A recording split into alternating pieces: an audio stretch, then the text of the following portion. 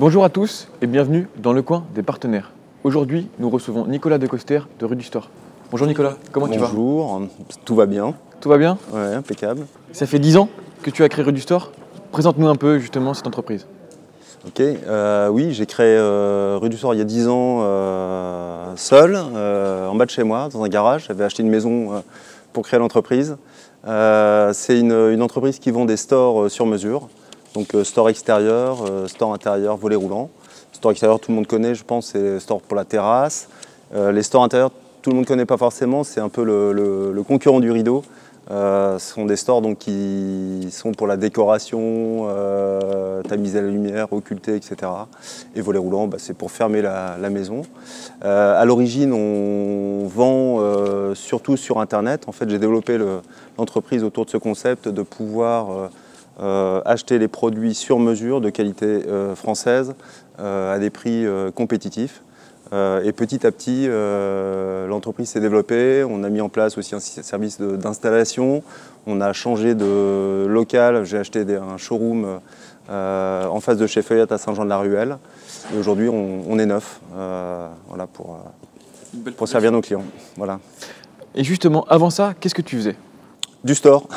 Du store aussi? Voilà, du store aussi. Ça fait 20 ans que je suis baigné dans le store.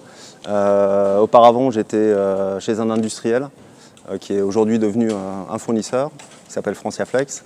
Et donc j'ai occupé plusieurs fonctions de chef de produit, marketing et direction commerciale.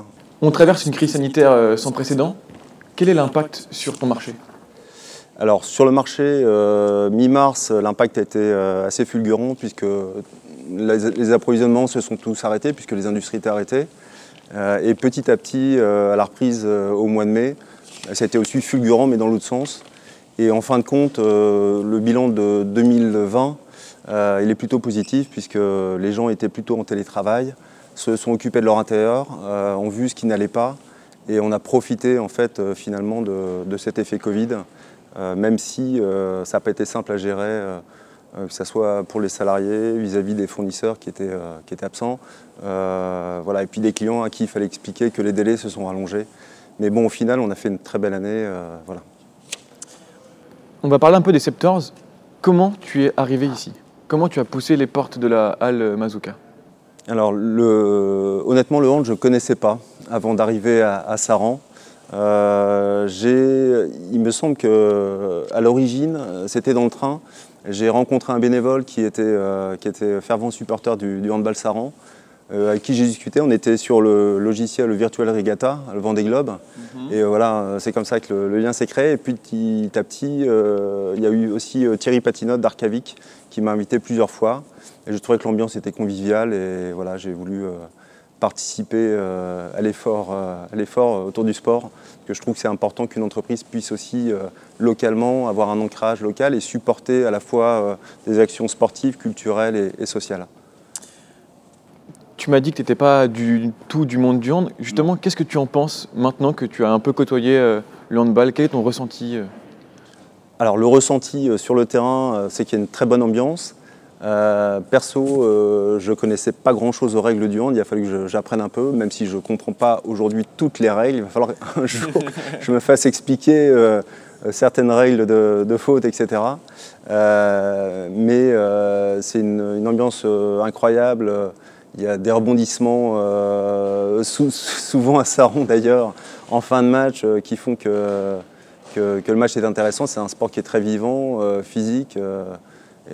Voilà, c'est un sport que j'ai apprécié petit à petit, même si je dois encore en découvrir les subtilités. Quelles sont les plus-values que t'apporte ce partenariat? Qu'est-ce que ça t'apporte professionnellement parlant?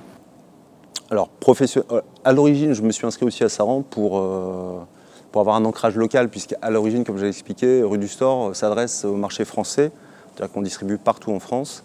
Et localement, on était peu connu. Quand je me suis installé en 2017 en face de chez Feuillette, j'ai trouvé que c'était intéressant aussi de me faire connaître un peu plus. Et voilà, le hand m'a aidé en cela. Ça m'a permis de faire des rencontres, de faire connaître l'activité et surtout de revoir des copains, puisqu'en fait, on retrouve des gens qu'on côtoie dans d'autres associations et c'est assez sympa en ce sens-là. Et puis surtout, le pot après match et l'attente VIP est plutôt sympa, quoi, bien organisée.